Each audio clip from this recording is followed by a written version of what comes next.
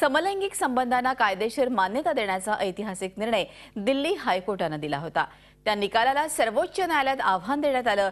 त्याबाबत आता अंतिम फैसला येणार असून समलैंगिक संबंधांना सुप्रीम कोर्टही शिक्कामोर्तब करणार का याकडे सगळ्यांच्या नजरा लागल्यात।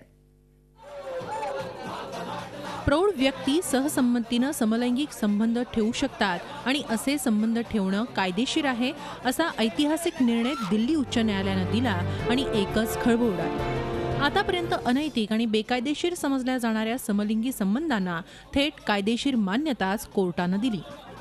अनेक वर्षांच्या कायदेशीर लढ्यानंतर हा महत्त्वपूर्ण निकाल लागला होता। भारतीय दंड संहितेच्या कलम 377 नुसार सहसंमतीचे समलैंगिक संबंध हा देखील फौजदारी गुन्हा मानला जातो। पण या कलमाच्या विरोधात नाज फाउंडेशनने 2001 मध्ये दिल्ली उच्च न्यायालयात याचिका दाखल केली। त्यावेळी कलम 377 ची पाठराखण करताना समलिंगी संबंध हा फौजदारी गुन्हाच असल्याचं प्रतिज्ञापत्र केंद्र सरकारच्या वतीने 2003 मध्ये देण्यात आलं।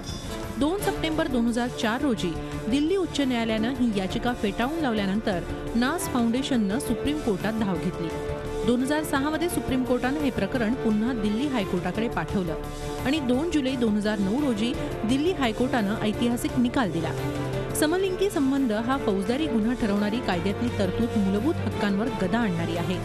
18 वर्षांवरील प्रौढ व्यक्ती परस्पर संमतीने समलिंगी संबंध ठेवू शकतात आणि ते कायदेशीर असतील असा निकाल दिल्ली कोर्टाने दिला। मात्र त्याच वेळी संमतीशिवाय आणि अल्पवयीन मुलामुलींवर लादण्यात येणारे लैंगिक संबंध गुन्हाच असतील असंही कोर्टाने स्पष्ट केलं। दिल्ली कोर्टाच्या या निर्णयाविरोधात सुरेश कुमार कौशल यांनी सुप्रीम कोर्टात धाव घेतली। या आशयाच्या आणखी 15 याचिका दाखल करण्यात आल्या। या याचिकांवरील सुनावणीच्या वेळी केंद्र सरकारने आपली भूमिका बदलली आणि दिल्ली उच्च न्यायालयाच्या निर्णयाला विरोध नसल्याचं स्पष्ट केलं। न्यायमूर्ती GS सिंघवी आणि न्यायमूर्ती SJ मुखोपाध्याय यांच्या खंडपीठाकडे या खटल्याची सुनावणी झाली। 27 मार्च 2012 रोजी खंडपीठाने या प्रकरणी आपला निर्णय राखून ठेवला। आता त्याचा अंतिम निकाल लागणार आहे। सुप्रीम कोर्ट समलिंगी संबंधांना कायदेशीर मान्यता देणार का याकडे आता सगळ्यांचंच लक्ष लागलंय। रश्मी पुराणिक, झी मीडिया, नवी दिल्ली। झी 24 तास, एक पाऊल पुढे।